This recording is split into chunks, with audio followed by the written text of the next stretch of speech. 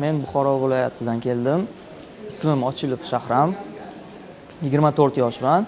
Hozirda O'zbekiston Davlat konservatoriyasida 3-bosqichda o'qiyman. Opera yo'nalishi bo'yicha. Men oldin kollej davrida 2 yil estrada o'qiganman. Qozoq artisti Dimash Xudoybergenni ko'rib, unga havas qilib, keyin operaga topshirganman. Dadam doirachi. Yoshlikda qiziqqanman-u, o'rgatishmagan menga. San'at sohasini qo'yishmagan. Keyin ko'nglim qolib ketgan. Keyin kollej davriga kelib, qaytib qiziqish uyg'ongan. Masalan, operada dramatik, masalan, og'ir, keyin teatralniy qo'shiqlar bor, keyin kuchli ovoz kerak. O'sha tomonlama tortib olgan. San'atni 18 yoshimda boshlaganman. O'rta maktab o'qiganman. Keyin qiziqish bo'lgan, shu tomonlama keyin san'at kollejiga kirganman. 2 yil estrada shug'ullanganman, 6 yil opera bilan shug'ullanyapman. Birinchi operaga kirib kelishim, ovozim bas-bariton bo'lgan. Keyin o'sha Dimash Xudoybergenga havas qilganimdan keyin, kuylaganimdan keyin tenorga o'tib ketgan. Hozirda tenor. Hozir havas qiladigan odamlarim John Kaufman, Luciano Pavarotti, o'shalarni ko'rib, o'shalarga havas qilaman. Shu jahon asarlari, qiyin asarlari ijro qilishni yoqtiraman. Yengil bo'lsa yoqtirmayman.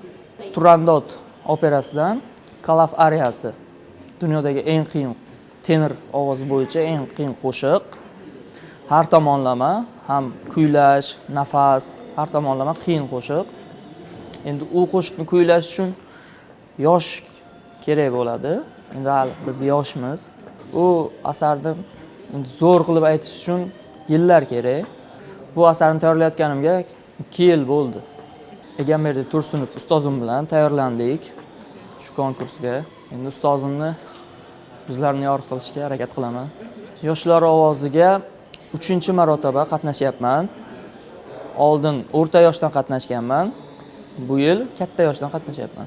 Birinchi mavsumda qatnashganimda respublika bosqichiga chiqib, super final bosqichiga chiqa olmaganman. Ikkinchi yili super final bosqichiga chiqqanman. Shamollaganim tufayli, o'zim xatoyim tufayli tushib ketganman. Bu yilgi maqsadim o'rin olish nasib bo'lsa. Endi tanlov zo'rdan zo'r ko'p. Endi harakatga bog'liq, mehnatga bog'liq hammasi. Endi harakat kim ko'proq nima bo'lsa, kim zo'r bo'lsa, birinchi o'rin oladi. Sahnada oldin hayajonlanardim. Sahnaga chiqib odam o'rganib qolar ekan. O'sha uchun hayajon kam. Sahnada endi o'zimni ko'rsatishim kerak. Nima bo'lsa ham o'zimni ko'rsatishim kerak. Endi keyin hakamlarni maslahatini eshitib ko'ramiz.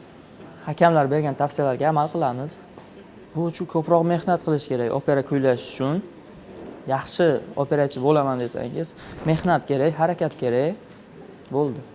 Bu tanlovda birinchi o'rinda pul emas, imkoniyatlardan sahnaga chiqish ko'proq imkoniyat beriladi. O'zini ko'rsatish mahoratini, sahnaga ko'p chiqqan odam, masalan, hayajonini yo'qotadi. Bugun o'rtoqlarim, uzoqda bo'lsa ham oila a'zolarim qo'llab-quvvatlayapti. Bu tanlovga qatnashishimdan asosiy maqsad pul emas. Masalan, menga birinchi masalan o'rin olsam, ko'proq sahnaga chiqishim mumkin. O'zimni shakllantirishim mumkin. Oilada menga hech kim ishonmagan. Qarindoshlarim hech kim ishonmagan. Masalan, O'zbekiston Davlat konservatoriyasiga kirishimga hech kim ishonmagan. O'zbekistonda opera san'ati rivojlanishi uchun hissamni qo'shmoqchiman albatta. Maqsadim magistraturaga o'qishga kirish niyatim bor. Italiyaga, keyin John Kaufman degan opera nimasi bor, qo'shiqchisi, o'sha bilan duet kuylash. Eng katta maqsadim.